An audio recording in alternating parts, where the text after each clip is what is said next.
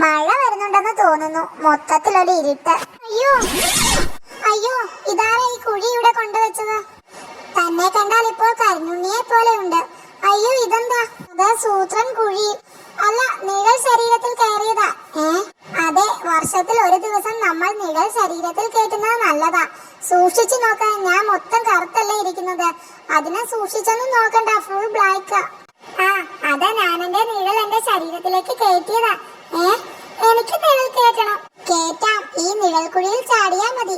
എനിക്കും കയറ്റണം. ഷോ, ഇതൊക്കെ പണ്ടേ ചെയ്യേണ്ടതായിരുന്നു. എല്ലാ മണ്ടന്മാരും കൂടി ചാടുന്നുണ്ട്. എന്താ ഇവിടെ പരിപാടി?